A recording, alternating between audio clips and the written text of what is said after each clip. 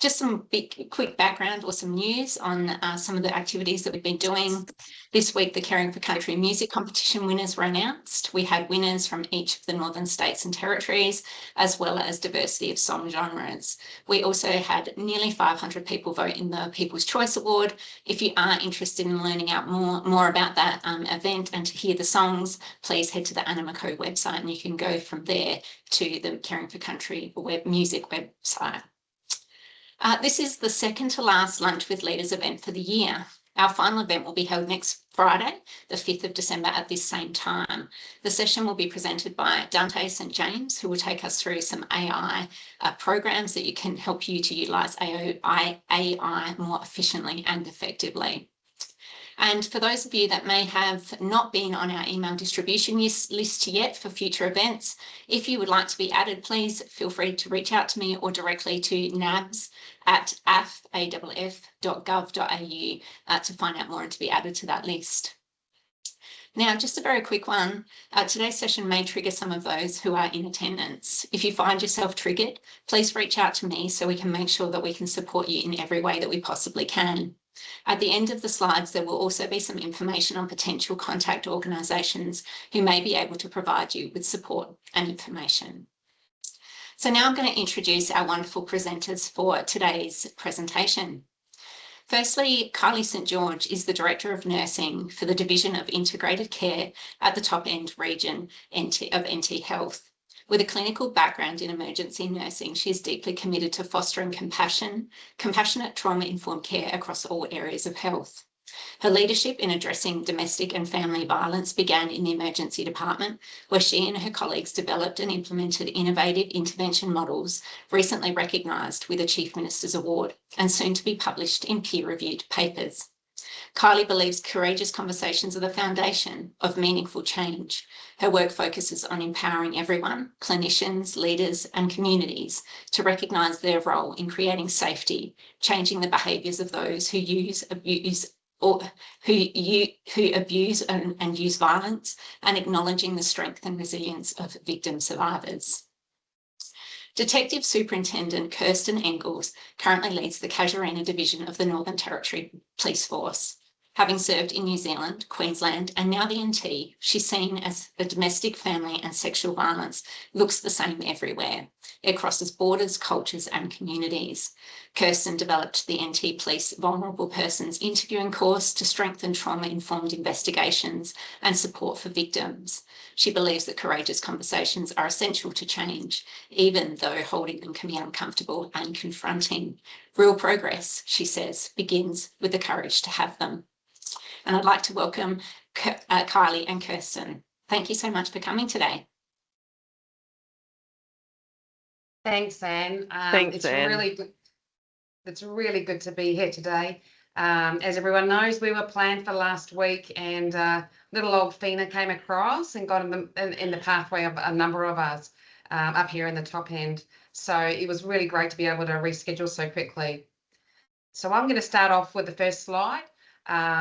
And it's about why are we here? I mean, why are we here? Really, Kylee and I wanted to bring something that prompted discussion and conversation about domestic and family violence. Working in the field that I work in, and I've spent much of my career investigating, and most of it, I'm afraid, tracks back to domestic violence. But we know that there's an overrepresentation of Aboriginal people that are suffering domestic and family violence in the Northern Territory. And we're doing everything we can to promote conversations, to do better investigations, to get it through court in a better and more efficient way. But we must remember that it's not limited to any one ethnicity, race, or background, and that statistics tell us that it's across the board. We sometimes just hear about more vulnerable people sort of rise to the surface in the system than others. So we know in our professions that it is no respecter of status, wealth, background, ethnicity. It's just across the board.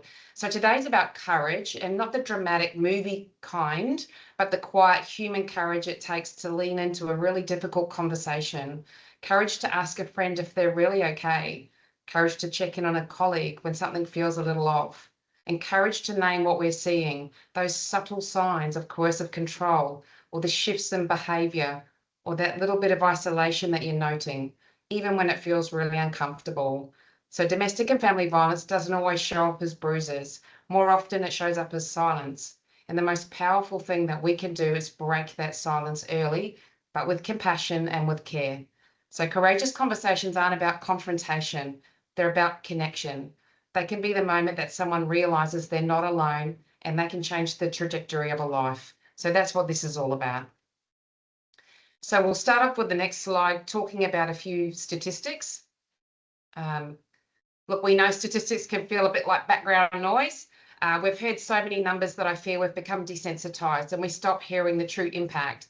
So as I share these graphs, I'm inviting you to listen not to the size of the problem, but each one of these graphs, these ones in front of us, what does that mean for us? Who are these people that are making up this huge bar graph here in the Northern Territory?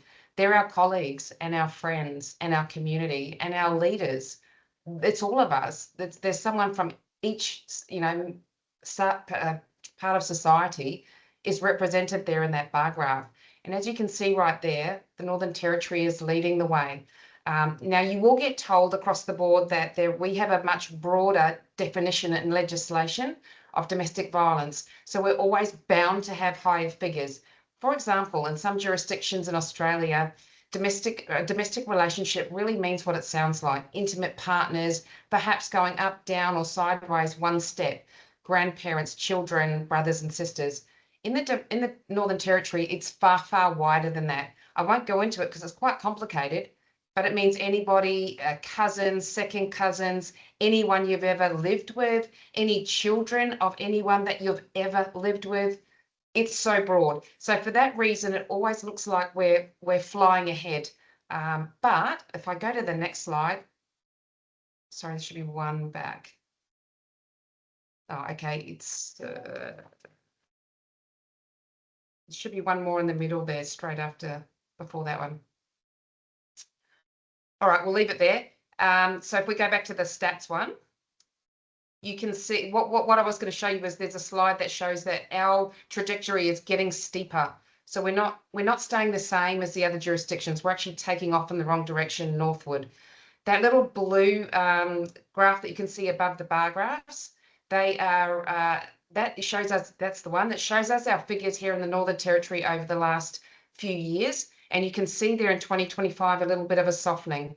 Now, if I ask my colleagues, they might tell us that the recent strengthening of the bail laws and a few of the initiatives that the government are taking are definitely seeing a lot more people being finding themselves in custody, not getting remanded, and that may be leading to a feeling that they're reluctant to end up back in prison. It's not hitting the drivers yet, but it is giving the victims some reprieve, and I'm pretty thankful for that.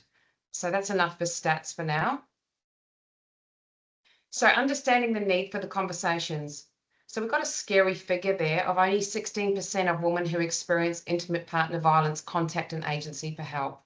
Now, I could ask around the room and would all come up for reasons like that.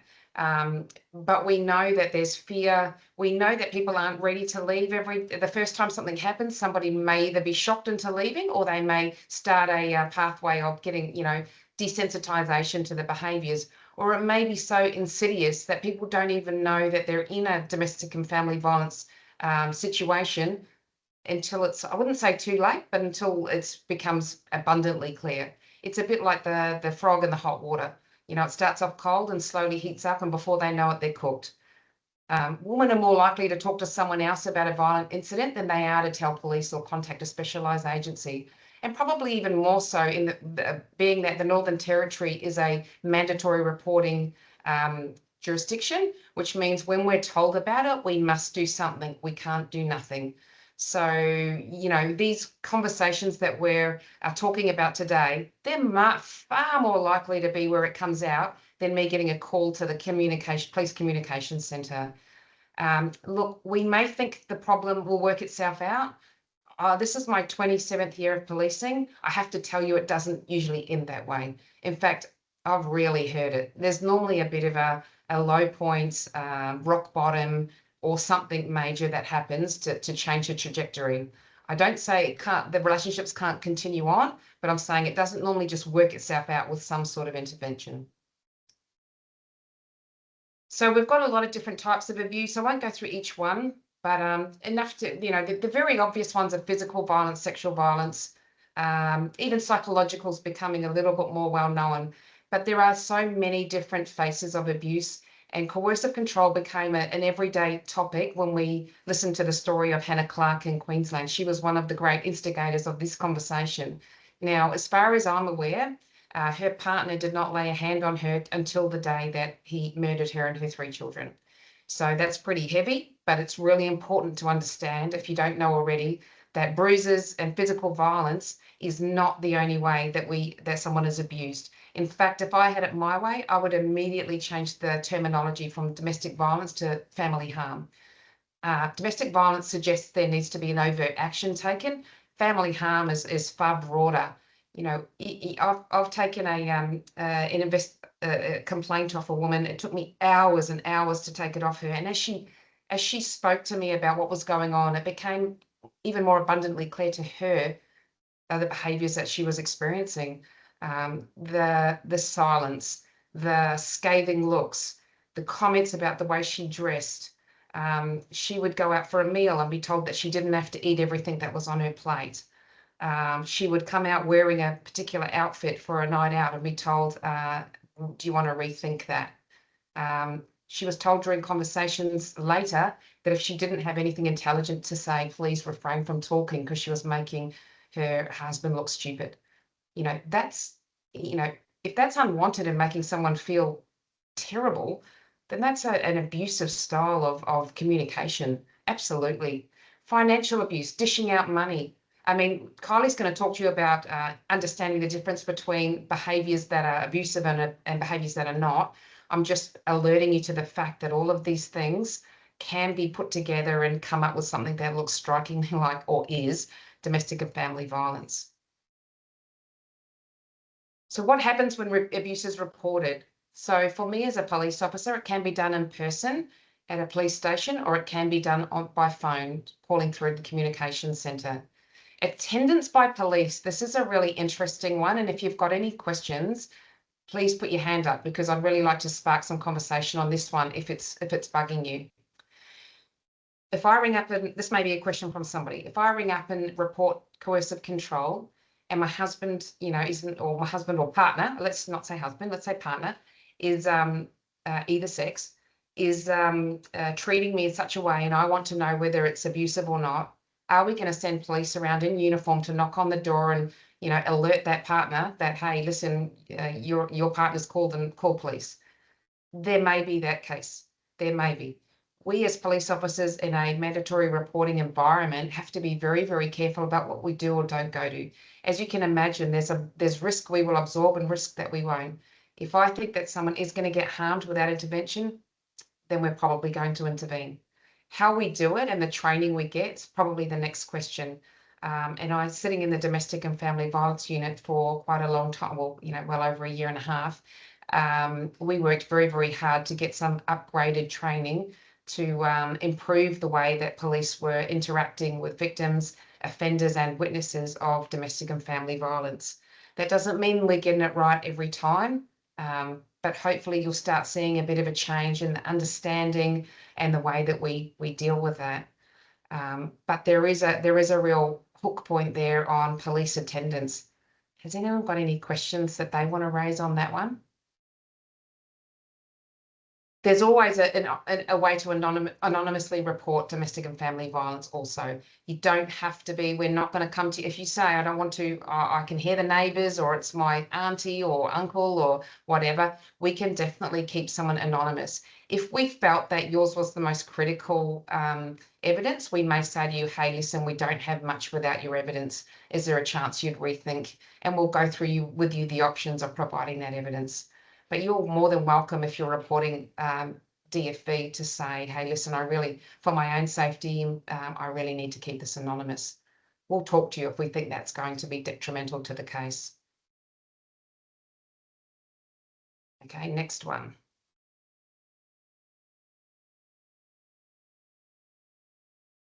Handing over. Yes. Thank you. Thank you, Kirsten. So when we think about relationships, we find it very helpful to think about relationships on a spectrum. The graph that we've popped together shows, in the green, we've got healthy relationships, the pink is unhealthy, the blue becomes emotional and psychological abuse, and then, of course, the black is sexual, physical harm and criminal activity. And what I think is really important to understand, and often what stops us from having a courageous conversation, is that it's easy to observe behaviors in isolation. We all have bad days. I'm sure we've all spoken to our partners in ways that are not the best versions of ourselves, and that we regret. And I'm sure that we've all had behaviors that have been unhealthy at times. So when we're thinking about harm and domestic and family violence, we really need to look at those behaviours in patterns. And the way usually abuse grows, because it does grow, it usually begins in the pink behaviours. They're just slightly, what starts as probably green and often love bombing and overt kindness and over the top healthy behaviours often move into the pink to just be unhealthy. They're just not quite right. And then they creep in time to the blue, where we start talking more about coercive control. And then hopefully never, but of course we know abuse then moves to the black. So when we understand and think about behaviours on a spectrum, we start to think about noticing behaviours in both people that we're worried about, but also their partners, and observing whether or not the behaviour is patterned. Because what happens over time, as a user of violence or harm, confidence increases, the confidence of a victim survivor decreases. So you have this perverse increase in confidence to become more controlling, while the person who is the victim survivor loses confidence in how they look. They lose confidence in their autonomy, they start questioning everything about themselves. And that's what we've tried to capture here on this slide, is that those behaviours in the table end up looking like this in a very simple form, as a way for perpetrators or users of violence to then increase their control and also support the escalation of their behaviours. Violence almost never starts in isolation of behaviours of concern. And so when we start to see behaviours that concern us, that's when we can start pulling together and thinking about having a conversation of courage and a courageous conversation with the person that we're worried about. Behaviours are also difficult at times to interpret. And so we have behaviours that could seem very healthy. The partner checks in frequently. Is this out of care and respect? Or is it part of more coercive control measures where it becomes controlling and is excessive? It's often not the behaviour itself so much as the pattern and the impact that it has on the person or the victim survivor. If it's controlled, what's the intent behind it and what's the impact on the individual that is being influenced by the behaviours of their partner? If we look at the intent and we look at the impact, it's a fairly good indicator of whether or not we need to have a courageous conversation. For example, I got a text message at a coffee shop from my partner who said, "Who are you out for coffee with?" Now, we're both very busy, and I was like, how do you even know that? They didn't respond. Went on with my day. I then went to Woolies, picked up some groceries, just some bread and milk midweek, and as I was walking out from the checkout, my partner said, "Hey, do you want to grab a bottle of wine to have with dinner? I've got great news." Again, I was like, "Where are you, or who are you talking to?" He didn't reply. When I got home, he's like, has your phone been pinging all day? And I'm like, "Yeah, what's that?" He's like, "Oh, our app for our banking app had updated to have this feature where it's updating us on and confirming every transaction. I just got annoyed by the beeping, which he knew I would have. And he thought it was hilarious that he was getting updates on my activities. He then grabbed both of our phones and showed me how to and turn them off for both of us, because clearly we don't need that much information about each other. So the behavior in context and the impact on the person is important. But that story, if you asked me about my financial, that my partner was able to see where I was, my response to you would have been one of, oh yeah, it was hilarious. I didn't know what he was doing. I didn't know where he was getting this information from. So it's around that impact, and that's what we try and really think about. So when we're looking at behaviors in our teams, in our friends, what do we think might indicate abuse? Is anyone happy to throw some behaviors out? What it might look like in your workplace? What you start looking for in individuals to trigger your knowing need to have a conversation with them?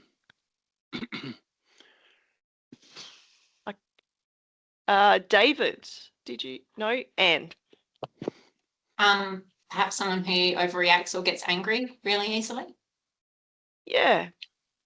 We're going to go into the whys of that next. But yeah, it's any change in behavior in a colleague or a friend.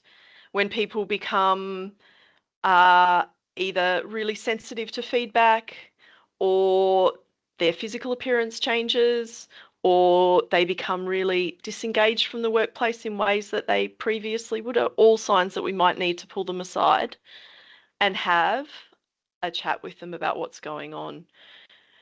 So I'm just going to talk about and lay some foundational understanding in terms of what we know about trauma. So what's happening in the brain as a result of abuse.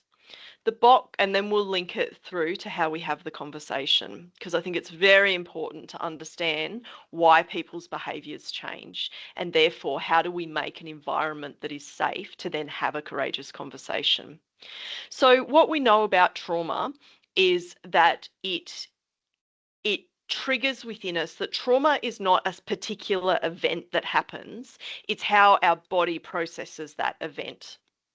And that's why we see in the literature all the time that one event might impact people to have ongoing, lifelong psychological injury, but have no impact on another individual.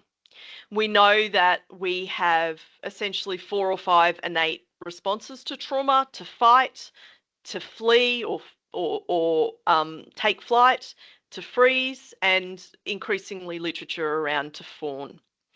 But what's happening in our body is that our automatic nervous system, so that's the nervous system that is controlled and regulated by hormones, and it just functions in the background. It controls our heart rate, it controls our breathing, our digestion. It's all the things we don't actually need to think about.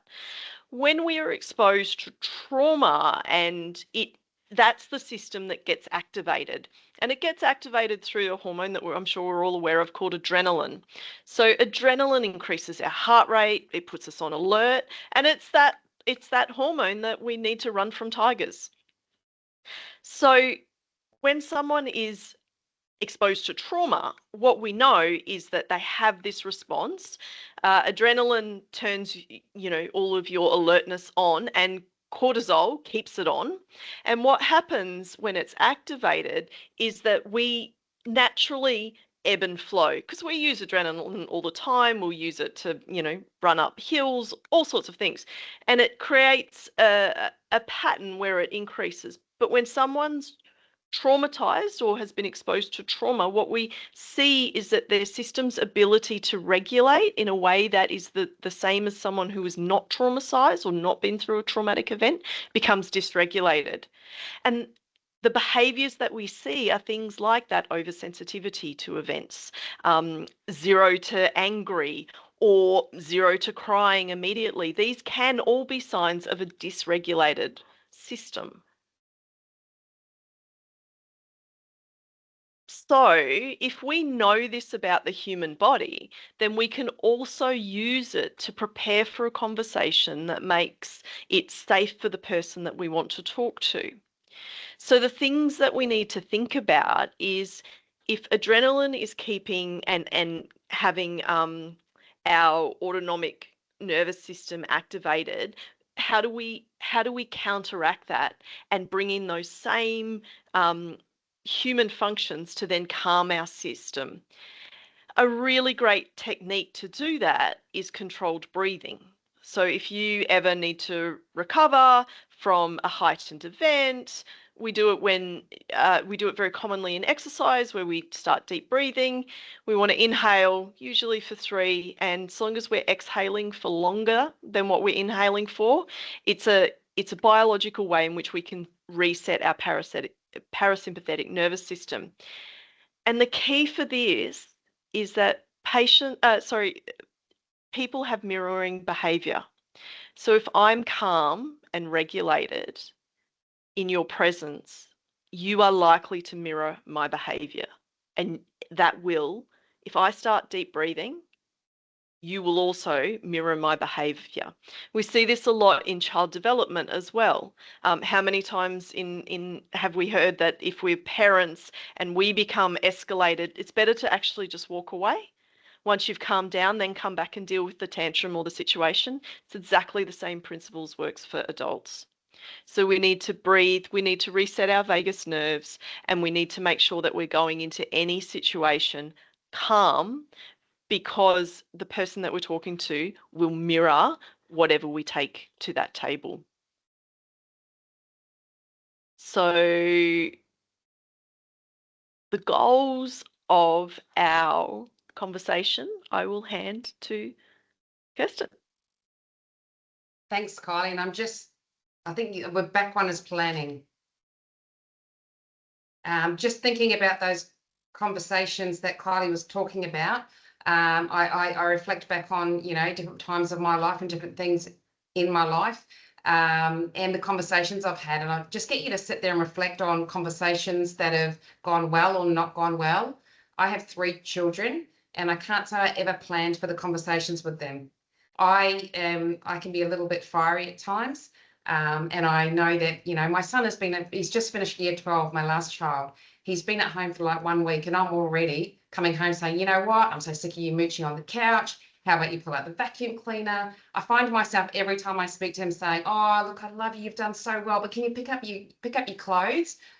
Or, hey, how was your day? What are the bloody dishes still doing on the bench? Like, I find those, and I'm not nervous about these conversations. I blurt them out. They go nowhere. He was made to love me, so he has to bounce back from my bad. I also think back to a conversation I had with my brother when I was in my late teens, and he got a girlfriend I didn't like, and I blurted out that I didn't like her, and he said, well, I pick her and not you. And we ended up having all these family events that I wasn't invited to, and I remember how devastated I was. I think about the conversations in my daily life as a superintendent, where I have to have conversations with people about their work performance or their sick leave or their all sorts of things. They're all different conversations, and all of them have a different level of planning ready for them. When I go into a conversation with a work colleague or somebody working for me, I never go in unplanned. And before I go in, I get sweaty palms. I breathe really heavily. I have to sit on my hands because they shake a little. I normally validate what I'm going to ask with HR or somebody that's been through it before. None of those I take lightly. They might look like it when I'm there, but that's because I'm trying to set that sort of lighter tone for that conversation so it doesn't sound as heavy as what it really is, because I don't want them to feel worse than they need to. When you're planning for a conversation with a friend, colleague, or family member about domestic or family violence that you think you're seeing, I'm telling you that that's one conversation that should never be a blurt. It should never be unplanned, and it should never be off the cuff. Why? Because this may be the undoing of your relationship for a little while. And that's the bottom line. There's a really high odds you're going to get a very negative response when you broach this subject. So the better you can plan for it. And like I said, it might look like it's off the cuff. It may look like it's a bit of a by chance, but your tummy and your sweating hands and your spinning head, you'll know that you actually planned it deliberately to be in a certain place at a certain time and said in a certain way. So when you're preparing for these conversations, choose a private place, pre-plan this ahead, a quiet room where you're not going to be overheard. The last thing you want to do is bring this up in the empty lunchroom only to find colleagues walking in on you. Ensure there's enough time, there's a buffer for if you do spark a conversation that you can actually have it without somebody, you're not due in a meeting in 2 minutes time. Pick a moment when the other person's not distracted, not on their way to pick up their kids or something. And really, I'm asking you to create the safest possible environment for a sensitive conversation.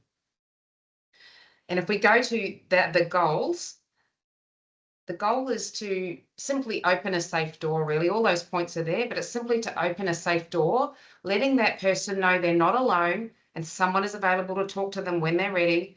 You're offering support and you're giving them something to reflect upon. You're not pushing for disclosures or decisions. It's really important to recognize that people will often act defensively or dismissively at first, but that initial reaction shouldn't deter us. We know that somebody is noticed and cares can be a powerful circuit breaker, and the aim is just to plant that seed and support it so that they can return to it in their own time.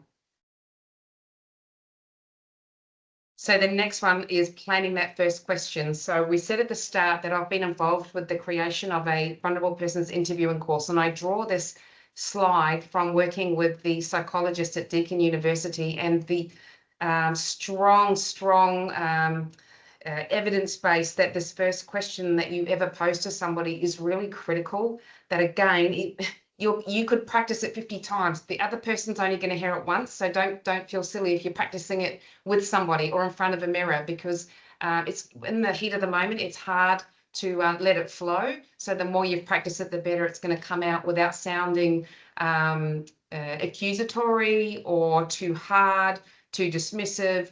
You're finding that right tone, knowing the person that you're speaking with and the way that they'll best respond to you. What I'll tell you is when you ask your first question, it needs to be based on fact. If you're coming to me to tell me, hey, listen, Kirsten, I'm a bit worried about you. I've seen that that you seem a bit off and you've been a bit sharp lately. I'm going to come firing back if I'm in a corner. I'm going to say, what do you mean? Yeah? What do you mean? How hard? When? If you're going to come with me and tell me, hey, listen, I saw how your partner spoke to you the other night, or I've heard that your partner's, being a bit heavy-handed or something, I'm going to say, yeah, who told you and what did they tell you? So prepare yourself for those answers. If you're not willing to provide them, then I'd say you're probably going to get shot down with, well, if you don't have the evidence to tell me, then you're not credible to me. So think about what you're going to let out of the bag, really plan it. The way we do it in our vulnerable persons interviews is to sort of skirt around, if you like, because we want the information really to come from the other person. I've shared in one of the face-to-face that when I first became a police officer a long time ago in New Zealand, I saw a lady, I was out on the patrolling, and this lady was screaming in the middle of the street. This was in South Auckland in New Zealand. And we stopped in a patrol car and we picked her up and she was screaming, something about being hurt. And I looked her in the eye and I said, did he rape you? And she looked at me and she said, yes. Now I'm in this complete quandary. Oh, I'll tell you what, the other people in the patrol car, they wanted to hit me over the head. I'd created a terrible situation where I had suggested something and somebody had agreed with it. That is not a credible answer and not one you can go anywhere with. If you ring the police and say, hey, listen, this lady was raped, they're going to say, what did she say to you? And if you say she said yes, it doesn't hold a lot of weight. So what I'm trying to get to is the story needs to be the other person's and not your story. So what we're trying to do is prompt them to open up the conversation. So maybe I've noticed you seem a bit down. Is anything upsetting you? Or I'm worried about you. I've noticed you've been different at work lately. Is there anything that you'd like to talk about? I can't write scripts for deeper stuff. I guess I'm trying to get the point across to use information that is 100% accurate As I said, you'll likely be asked who told you or exactly what you've seen or heard. This is going to be a really difficult conversation, and it may be the last one you have for a while. So if you want to get your point across, then make your point. If you did see something happen, look, I was at a barbecue last night, and the way that your partner spoke to you, it really concerned me. I'm not convinced that that is an appropriate way to speak to somebody. Maybe that's enough. You might get nothing, but I tell you what, you've peeled a little layer off that onion. And once you peel, I said in the face-to-face, but I think it was a bit crass. I said, you've scratched the top off a wound, you know, and hopefully it won't heal right over before somebody scratches it a bit more, or you get to scratch it. Because if there is something there, we want it to come to the surface. If you got it wrong, hey, listen, it's not that much of an offensive thing to say. Far better that you plan for it, a nice question, than you blurt out something that you wish you'd never said. Then once they start telling you their story, what I'm going to encourage someone to do is not to fill in the gaps, to just push them along in their story. Don't suggest what you think happened and get them to say yes. It's a flawed argument. Don't do that. Just become what people. Okay, well, so if I said, you know, I noticed the way that your partner spoke to you was really inappropriate, and they say, yeah, look, I was really angry about it too. Well, what happened? Well, I didn't like the way they spoke to me. It was rude and I thought it was a bit abrupt, but they've been doing it quite a lot lately. Ah, okay. Well, tell me what's been happening. So what happened before? What happened next? So just pushing someone along in their story. If they stop and they falter, we call it a depth question. Well, tell me more about the part where they spoke to you at the barbecue. What happened? It's just pushing along without suggesting, without over identifying and saying, hey, well, listen, this happened to me once, or someone else I spoke to happened to them once, and you know, maybe it's the same thing. You're then inserting yours or someone else's story into their storyline. We don't want to do that. And we know this is your basic open and active listening. So minimal encourages like rather than, oh yes, yes, yes, oh yes, yes, oh I know all about that. Oh, you know, it's happened to me or happened to someone else. Try not to do that. Try and just get them in their own story, pushing them along. But you know, it's all about the way you look at them, the way you lean into the conversation, the way you repeating the last few words. When somebody says, this is a very, very clever way of pushing conversation along. You know, say somebody says, well, I was really upset last night. You're upset last night? Yeah, I was upset because of the way that he spoke to me. The way he spoke to you? Yeah, it was terrible. It was, you try it in any conversation, try it on your kids. You just can't help but carry the sentence along if somebody just repeats just the last couple of words. So those are just really, really easy little techniques that can help you get a conversation going, because I tell you, once you've got the conversation started, you're on the home run from there, but it might not be your conversation to end. It's just yours to start.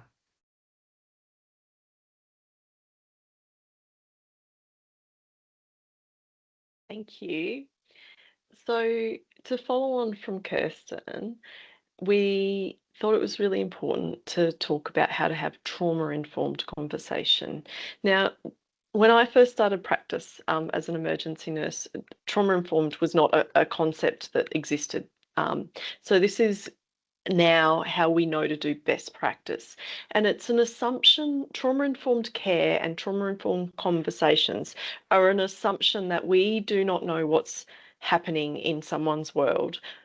So we have to just make some assumptions and change some of our behaviours to make sure that we're creating a safe environment for them. The thing about trauma-informed care and trauma-informed conversation is that we need to acknowledge that that the person that we're talking to has strength. Okay, we need to think about how we're giving them back their agency. We call it a strength-based approach. So often it's focusing on how someone keeps themselves safe. Okay, our role, once we've got the story and once the person has spoken to us about the situation that they're in and opened up and shared, our role is not to fix their problem. Our role is not to say they have to leave. Our role is to provide options, because options give us agency and strength back. And these are the two things that any form of abuse or coercive control has taken away from a victim survivor. For us, and often what and this has been really, really difficult for whenever I've done trauma-informed training, one of the things that's really difficult for particularly doctors and nurses is to understand that often people aren't ready to leave and they don't want to leave. Whereas particularly in emergency, we want to fix things, we want to sort things out, and we want to make sure that we're doing everything that we can. And that's wonderful, except when it's not helpful and not what the woman or the person wants. So we need to ensure safety, we need to ensure choice, and that becomes our role in these conversations. And you don't have to have all of the answers. You don't have to have a toolkit of what's available to victim survivors. If your conversation goes well and someone, a friend, a colleague opens up to you and says, yes, I'm in a domestic violent and harmful situation, you can sit down with them and open up Google. What are our local services? I've done this with staff members in the past before we'd sort of pulled together all of the work that we have. And it was like, so long as people feel that you're in it with them and know that you're there to help, you don't have to have all the answers. In fact, it's often best if you don't. We do need to be culturally sensitive and non-judgmental. There are certain behaviours and attributes of cultures, but again, with that sensitive inquiring that Kirsten has described, it becomes very clear what is cultural versus what is actually still behaviours of concern. So the key principles are to include safety planning. How are you safe now? And what can I do to keep you safe? What can I help you with? So that might be finding options of refuge. It might be whatever the person feels that they need.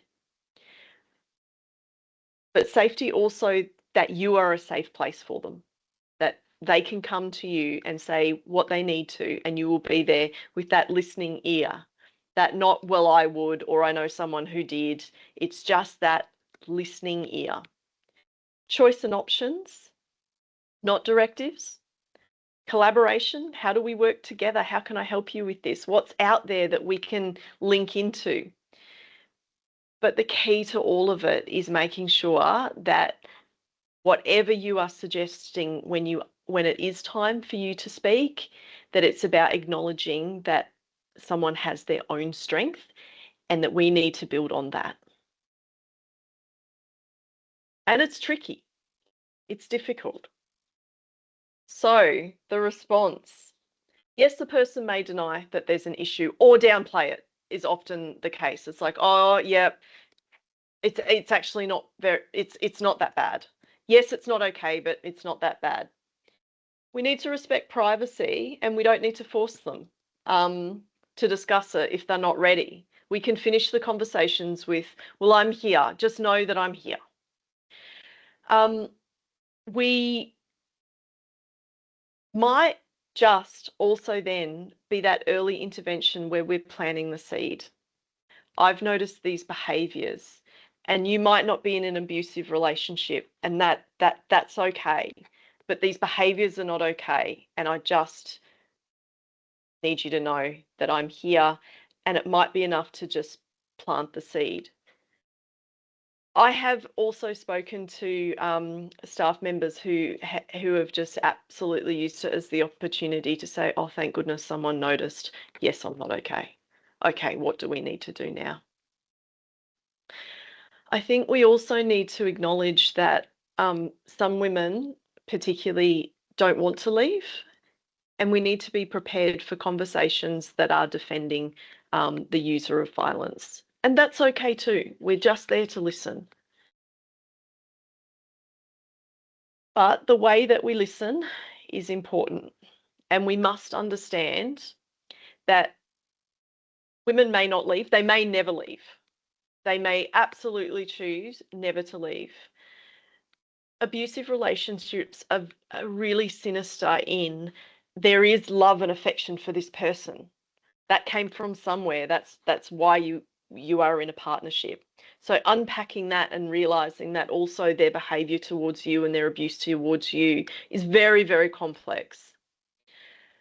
even if they don't want to leave, that's okay, but don't withdraw support. I'm here for you. I'm here for you. The only preface of that may also be when it's clearly a criminal behaviour, and obviously in the Northern Territory, if we have mandatory reporting for abuse, so we still need to report, but we can say that as well. We need to acknowledge that leaving a relationship is extremely complex, and also that a woman is at most risk when she leaves, either preparing to leave, when she leaves, or just after she has left. That is where we see, and probably best for Kirsten to speak to, but that is where we see women most vulnerable and most at risk, particularly of severe violence and homicide. Leaving is really dangerous, and that's where we have to keep going back to the woman's strengths. What are your strengths? How do you keep yourself safe? How have you kept yourself safe? Okay, and our role, again, is about options, not solutions. And there is a moment where we also have to be open to what if someone's worried about us? What if we are now having behaviours that have changed? Now, it might be abuse, it might not be abuse, but we've included this to remind everyone that we all have so much going on. And the only way the courageous conversation actually debunks family violence is if we're having it more broadly. So that courageous conversations are had about when people are not okay. We need to create a space for the fact that that might actually uncover that they are in a harmful relationship, or that there is family violence in their relationships. But we also need to be ourselves open to what if someone comes to me with concerns because there's something about my behaviours that have changed. Ask ourselves, where's this coming from? And just be open to the conversation. Are there any questions for either myself or Kirsten?